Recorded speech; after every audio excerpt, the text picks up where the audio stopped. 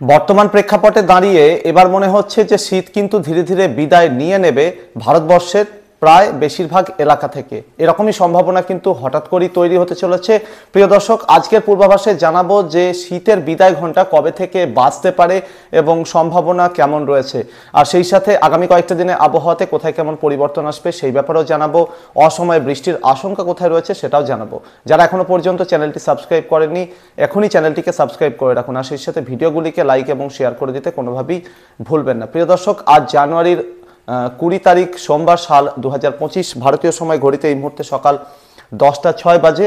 প্রথমে আমরা যদি ওভারঅল পৃথিবীর একটা বড় এলাকার দিকে নজর রাখি, যাতে এশিয়া মহাদেশের সাথে সাথে ইউরোপ মহাদেশের বিভিন্ন এলাকা, সেই সাথে আফ্রিকা মহাদেশের বিভিন্ন এলাকা এবং সেই সাথে আটলান্টিক মহাসাগরের একটা বড় চিত্র কিন্তু আমাদের সামনে রয়েছে। এই মুহূর্তে সর্বশেষ যে উইন্ড প্যাটার্ন এবং তার সাথে তাপমাত্রার যে পরিসংখ্যান রয়েছে, মোটামুটি তার একটা গ্রাফিক্যাল ইমেজ আপনাদের সামনে রেখেছি।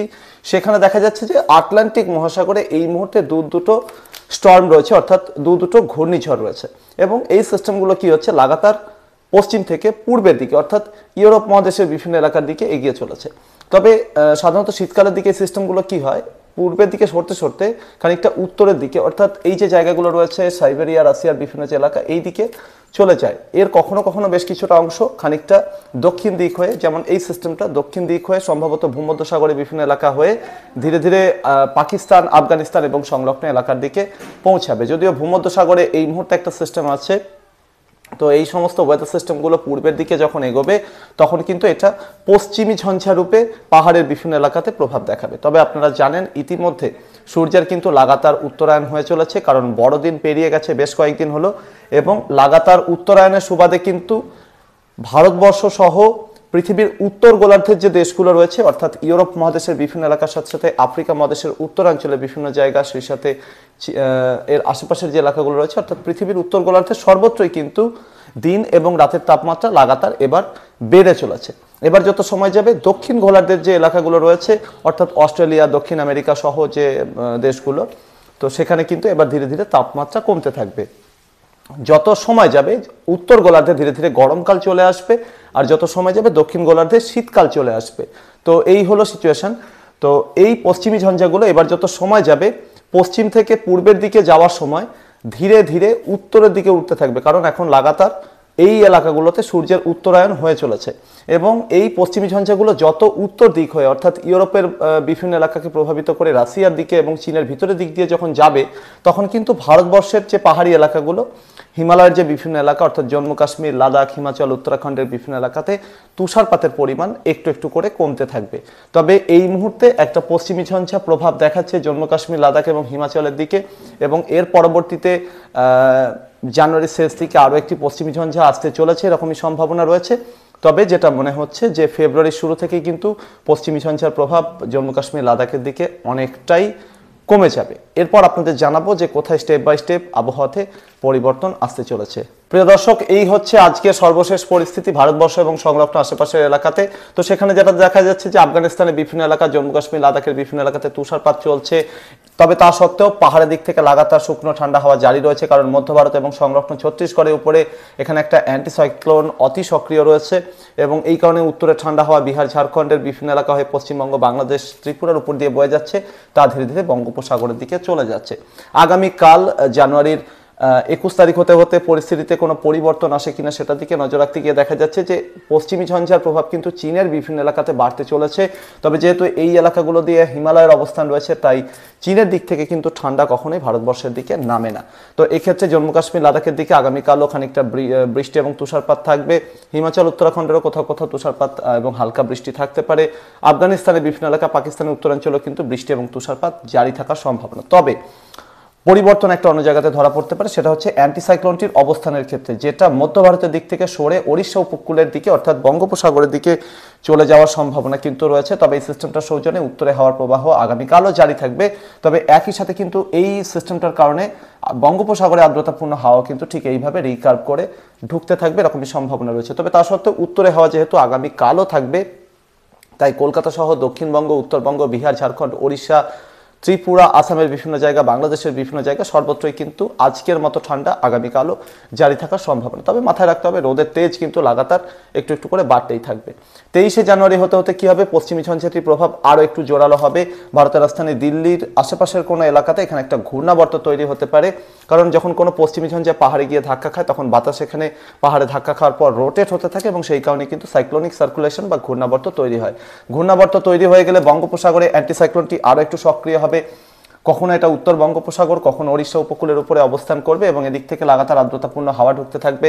আরব সাগরের দিক থেকেও লাগাতার আর্দ্রতাপূর্ণ হাওয়া মধ্য ভারতের দিকে এবং সংলগ্ন উত্তর ভারতের দিকে যেতে থাকবে। ফলে আগামী সময়গুলোতে অর্থাৎ 23শে জানুয়ারি 24শে জানুয়ারি নাগাদ ভারতের রাজধানী দিল্লি সহ পাঞ্জাব, হরিয়ানা, রাজস্থানের উত্তরাঞ্চলে কিছু কিছু জায়গা, পশ্চিম উত্তরপ্রদেশের কিছু জায়গা, এই এলাকাগুলোতে বজ্রবিদ্যুৎ সহ বৃষ্টি হতে পারে। হিমাচল, উত্তরাখণ্ড, লাদাখের বিভিন্ন জায়গা, জম্মু কাশ্মীর, নেপালের বিভিন্ন জায়গাতে তুষারপাতের সম্ভাবনাও রয়েছে। তো এই সময়টাতে কি হবে, যেহেতু উত্তরে হাওয়া বাধাপ্রাপ্ত হবে পশ্চিমী ঝঞ্ঝার জন্য, তাই পূর্ব ভারতের দিকে অর্থাৎ পশ্চিমবঙ্গ, বিহার, ঝাড়খণ্ড, ওড়িশা সহ বাংলাদেশ, ত্রিপুরা, আসাম, মেঘালয়ের বিভিন্ন জায়গাতে কিন্তু 23শে জানুয়ারি থেকে তাপমাত্রা বাড়বে, অর্থাৎ শীত কিন্তু আবারও কমবে এরকমই সম্ভাবনা রয়েছে।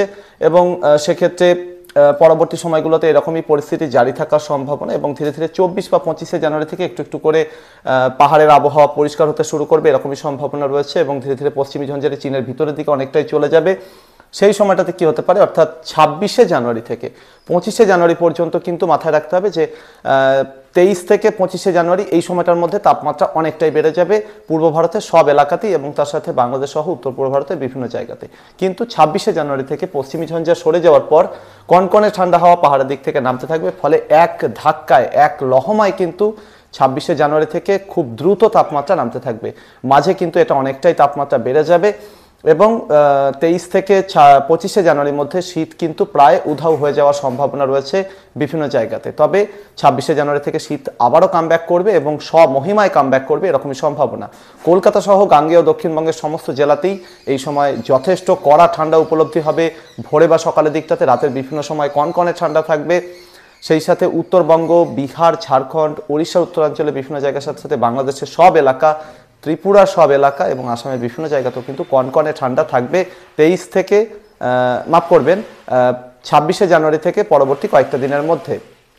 তবে তারপর আবারও কিন্তু টেম্পারেচার বাড়বে বলেই মনে হচ্ছে এবং এক্ষেত্রে যেটা হতে পারে যে জানুয়ারির একেবারে শেষ দিক থেকে, যদিও এখানে সেই প্রেজেন্টেশনগুলো আপনাদের সামনে রাখতে পারছি না, তবে যেটা মনে হচ্ছে যে জানুয়ারির একেবারে শেষ দিক থেকে বঙ্গোপসাগরে অ্যান্টিসাইক্লোনটি কিন্তু আবারও সক্রিয় হবে এবং লাগাতার আর্দ্রতা ঢোকাতে থাকবে পূর্ব ভারতের দিকে এবং সেই সাথে কিন্তু যেটা হতে পারে যে পাহাড়ের দিকে এই সময় আবার একটি পশ্চিমী ঝঞ্ঝা আসতে পারে জানুয়ারির শেষ দিকে আফগানিস্তানের বিভিন্ন এলাকার সাথে সাথে আশেপাশের বিভিন্ন জায়গাতে এবং এই কারণে এদিকেও কিন্তু তাপমাত্রা বাড়তে থাকবে উত্তর ভারতের বিভিন্ন জায়গাতে, লাগাতার পূর্ব ভারতের দিকে তাপমাত্রা বাড়তে থাকবে। এর ফলে জানুয়ারির একেবারে শেষ দিক হতে হতে কিন্তু আবার নতুন করে তাপমাত্রা বাড়বে, অর্থাৎ 26শে জানুয়ারি থেকে 27, 28, 29শে জানুয়ারি পর্যন্ত ভালো ঠান্ডা থাকবে। তারপর দক্ষিণাঞ্চলের এলাকাগুলোতে অর্থাৎ পশ্চিমবঙ্গ, বাংলাদেশ, ওড়িশা সমুদ্র তীরবর্তী জায়গাগুলোতে অ্যান্টিসাইক্লোনের সুবাদে লাগাতার আর্দ্রতা প্রবেশ করতে থাকবে, কুয়াশার দাপট দেখা দিতে পারে কিন্তু তাপমাত্রা বাড়বে। এবং ফেব্রুয়ারির একেবারে শুরু থেকেই যেটা মনে হচ্ছে যে পাকিস্তানের লাহোর সহ আশেপাশের বিভিন্ন জায়গাতে 2 থেকে 5 ডিগ্রি সেলসিয়াস তাপমাত্রা একটু একটু করে বেড়ে যাবে এখনকার তুলনায়, অর্থাৎ ফেব্রুয়ারির শুরুতেই।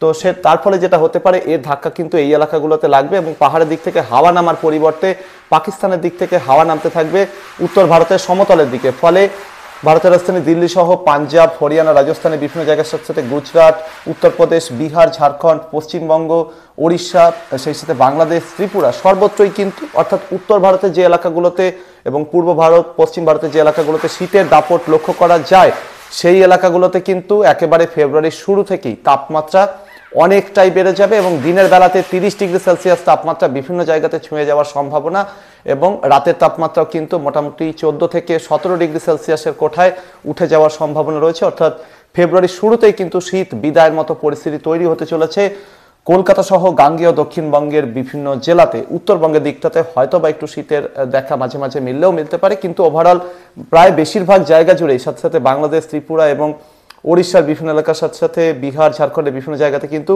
শীতের বিদায় ঘন্টা মনে হচ্ছে ফেব্রুয়ারির শেষ দিক থেকেই শুরু হয়ে যাবে। এবং সেক্ষেত্রে যেটা হতে পারে সেই সময়টাতে উত্তর ভারতের সমতলে বিস্তীর্ণ এলাকাতে তো 30 ডিগ্রি সেলসিয়াসের আশেপাশে তাপমাত্রা উঠে যেতে পারে। সেক্ষেত্রে গুজরাট, রাজস্থানের বিভিন্ন জায়গা, পশ্চিমবঙ্গ, ঝাড়খণ্ড, বাংলাদেশের বিভিন্ন জায়গাতে ফেব্রুয়ারির শুরুতেই দুপুরে তাপমাত্রা 30 ডিগ্রি সেলসিয়াস ছুঁয়ে যাওয়ার সম্ভাবনা। অন্যদিকে দক্ষিণ ভারতের যে রাজ্যগুলো রয়েছে সেখানে হামেশাই 35 ডিগ্রি সেলসিয়াসের উপরে তাপমাত্রা পৌঁছে যেতে পারে। বাণিজ্য নগরী মুম্বাই থেকে শুরু করে আশেপাশের জায়গাগুলোতে গরমের দাপট শুরু হয়ে যেতে পারে ফেব্রুয়ারির শুরুতেই। অর্থাৎ আমরা যেভাবে প্রকৃতিকে নিধন করে চলেছি, গাছের পর গাছ কেটে চলেছি এবং অরণ্য ধ্বংস করে চলেছি, গ্লোবাল ওয়ার্মিংয়ের জন্য প্রত্যেকটা পদক্ষেপ আমরা যেভাবে সাদরে গ্রহণ করে চলেছি তার রেজাল্ট কিন্তু আমরা পাবো। অর্থাৎ গরম কিন্তু আগেভাগেই শুরু হতে চলেছে, এরকমই আশঙ্কাও কি দিচ্ছে। এবং যত সময় যাবে পৃথিবীর তাপমাত্রা লাগাতার বাড়ছে, আপনারা প্রত্যেকেই জানেন এবং জেনেও কিন্তু আমরা নিস্পৃহ হয়ে বসে রয়েছি। তো সময়টা কিন্তু খুব খারাপ আসতে চলেছে পৃথিবীবাসীর জন্য।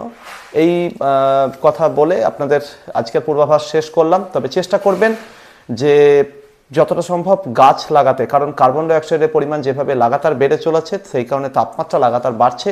এই বছরটাও কিন্তু ব্যতিক্রম হবে না গত 2 বছরের মতো। সম্ভবত এই বছরও গরমের বিভিন্ন রেকর্ড ভাঙতে পারে। আমাদের কিন্তু এবার সতর্ক হওয়ার সাথে সাথে কিন্তু এবার পদক্ষেপ নেওয়ার, অর্থাৎ প্রচুর পরিমাণে গাছ লাগানোর এবং প্রকৃতির ভারসাম্য রক্ষা করার দিকে নজর দেওয়াটা কিন্তু অত্যন্ত জরুরি। জানি না আমরা কবে বিষয়টা নিয়ে ভাববো এবং কাজ শুরু করব। সবাইকে অসংখ্য ধন্যবাদ জানিয়ে আজকের পূর্বাভাস এখানেই শেষ করলাম। আপনার যদি কোনো গুরুত্বপূর্ণ প্রশ্ন এবং মতামত থাকে চ্যানেলে কমেন্ট বক্সে রাখতে পারেন। সেই সাথে চ্যানেলটিতে নতুন হয়ে থাকলে এখনই সাবস্ক্রাইব আর ফলো করে রাখবেন। সেই সাথে ভিডিওগুলিকেও লাইক এবং শেয়ার করে দিতে কোনোভাবেই ভুলবেন না। পরবর্তী আপডেট এবং লাইভে আবারও দেখা হবে। ধন্যবাদ।